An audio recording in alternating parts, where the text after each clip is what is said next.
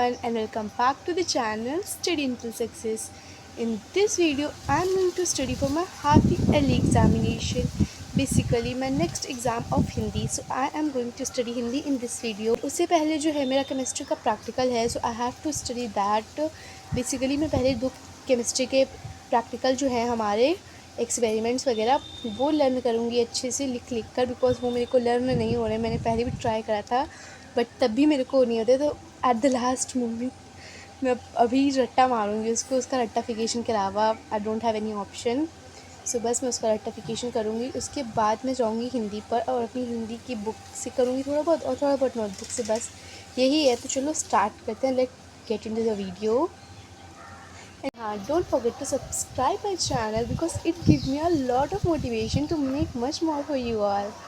So please subscribe and press the bell icon also. So this is my chemistry practical notebook.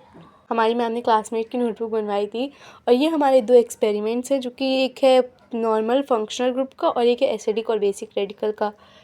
तो उसको मैंने फटाफट से लिख कर इतना याद करा था. लिटरली मैंने लिख के याद करे थे प्रैक्टिकल्स.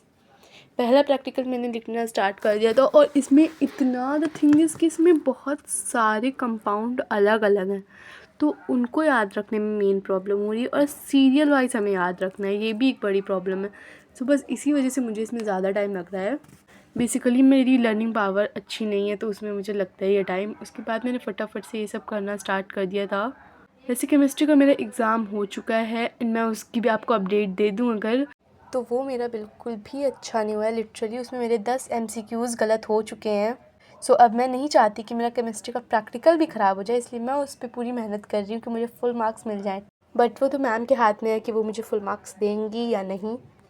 बट मैं तो अपनी तरफ से पूरी कोशिश कर रही हूँ. I will try my best. और हमारी मैम ने बोला था कि वो जब वाइवा लेंगी, वाइवा भी होता है प्रैक्टिकल में, तो वो हमारे क्वेश्चन पेपर ही से लेंगी.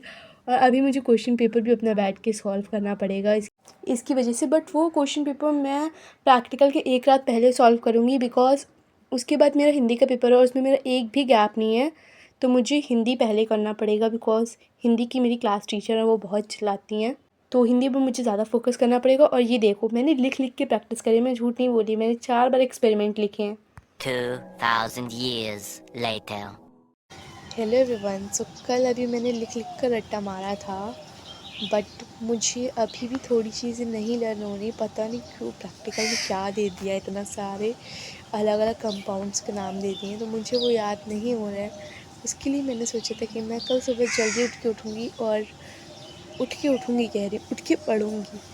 और मैं उठी हूँ अराउंड 6 o'clock और अभी तक सनराइज़ भी नहीं हुआ है. मतलब हल्का सी वाइटनेस आ गई है बट सनराइज़ नहीं हुआ है. सो आई थिंक कि मैं पढ़ना स्टार्ट करूँगी और मुझे याद हो जाएगा. बट लेट्स सी कि होता है कि नहीं. और अगर अब याद नहीं हुआ तो मैं करूँगी भी नहीं. लिटरली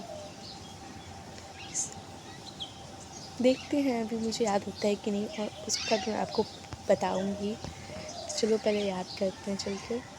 और देखो मैं झूठ नहीं बोली, देखो मैं इतनी सुबह उठी थी कि मून अभी तक दिख रहा था और भी सनराइज़ नहीं होता. उसके बाद मैंने टहल के वही रिवीजन करे एक्सपेरिमेंट्स के. उसके बाद मैंने अपनी हिंदी में लिख लिया कि मुझे क्या क्या पढ़ना है, बिकॉज मैं भूल जाती हूँ बहुत जल्दी. सो बस इसी वजह से मैंने इसको एक जगह पर लिख लिया. और उसके बाद ये है मेरी कथा भारती की कॉपी. इसमें मैम ने 4 क्वेश्चन कराए और उनमें से हमें एक लर्न करना है. तो मैंने कहा कि मैं सबसे छोटा ही लर्न करूँगी.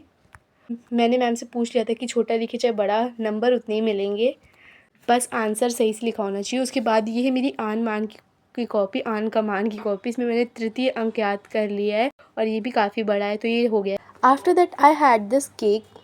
बेसिकली इसका जो वेलवेट वाला पार्ट है ना, वो देखने में इतना अमेजिंग लग रहा था, बट टेस्ट वाइज ये ओके था, because I like chocolate and pineapple flavour. But by the way मुझे पसंद आया तो मैंने खा लिया. उसके बाद मैंने जहाँ पे अपना सिलेबस लिखा था उसमें मैंने मार्क्स भी लिख लिया, क्या कितने मार्क्स का आएगा. और मैंने निबंध का रूपरेखा वगैरह भी लिख लिया था कि यहाँ से स्टार्ट होता है, बिकॉज मुझे अब पता चला है. मैंने 10th में तो ऐसे ही निबंध लिख दिया था. और उसके बाद मैंने पढ़ा तुलसीदास का जीवन परिचय. बेसिकली अब जीवन परिचय नहीं, 11th में साहित्यिक परिचय हो गया है. सो वो सब मैंने पढ़ा था जो भी था.